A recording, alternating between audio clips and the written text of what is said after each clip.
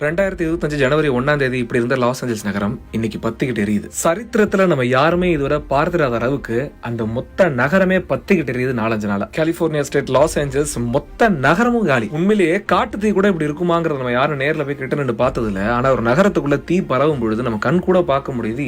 இந்த அளவுக்கு ஒரு ஊரே அழிக்கக்கூடிய அளவுக்கு இந்த தீ எங்க இருந்து பரவுச்சு, எப்படி வந்தது, இல்ல யாரும் வேணும்னே செஞ்சாங்களா, எதுவுமே யாருக்கும் தெரியல. தெருவுல நிறுத்தி வச்சிருந்த காரெல்லாம் அப்படியே தீயில உருகி ஊத்தி ஓடுது. இந்த ஹாலிவுட் மவுண்டைன்லாம் நம்ம படத்துல பார்த்திருக்கோம் இல்லையா, அந்த மலையே பத்திக்கிட்டு எரியுது, மெக்டொனால்ட்ஸ் எரியுது, எல்லாமே எரியுது. உலகம் எதுவும் அழிய போதா இல்ல அழிவின் விளிம்புக்கு வந்துருச்சா என்னன்னு தெரியல. இந்த குறிப்பிட்ட இந்த ஒரு வாரமா எல்லா ஊர்லயும் பிரச்சனைகள் நடந்த பயமா இருக்கு. நாம திரையில பார்த்து வியந்த பெரிய பெரிய செலிபிரிட்டிஸோட வீடே முழுமையா எரிஞ்சு சாம்பலா போச்சான். தீ எரிஞ்சு எரிஞ்சு வானத்துல எங்கும் அந்த புகை மண்டலங்கள் சூழ்ந்து அந்த பகல் பொழுதே இருட்டா காணப்படுது. ஆனா ஏன் இப்படி எல்லாம் இயற்கை பேரிடர்கள் நடக்குதுன்னு தெரியல. 2020 தொடங்கி இன்னும் 2 வாரம் கூட ஆகல. ஒரு பக்கம் நடன வெள்ளம், ஒரு பக்கம் நடன நிலநடுக்கம், ஒரு பக்கம் தீ, ஒரு பக்கம் புயல், இந்த மாதிரி பல இயற்கை சீற்றங்கள் ஒரு நாட்டிலையும் ஒரு இடத்துல நடந்திருக்கு. உண்மையிலேயே திரைப்படத்துல VFX பண்ணா கூட இப்படி ஒரு காட்சி அமைக்க முடியாது போல அந்த அளவுக்கு கொடூரமான தீ நாடு முழுக்க. இதை பார்க்கும் போதே நமக்கு அப்படியே நெஞ்செல்லாம் பதபதக்க வைக்குது பாருங்க. மொத்தமா காலி, மொத்த லாஸ் ஏஞ்சல்ஸ் நகரமும் காலி. அங்க இத்தனைக்கும் அந்த மொத்த யுனைடெட் ஸ்டேட்ஸ்லயே கலிபோர்னியா தான் அதிக GDP கொண்டிருக்கு. மீட்பு பணிகளும் நடந்துகிட்டு இருக்கு, 4 நாளா நடந்துகிட்டு இருக்கு. ஆனாலும் அந்த தீ குறைஞ்ச பாடல. ஆண்டவனுடைய அருளால உடனடியாக இதெல்லாம் சீர்நிலைக்கு வரணும். அந்த மக்கள், இயற்கை, அந்த நாடு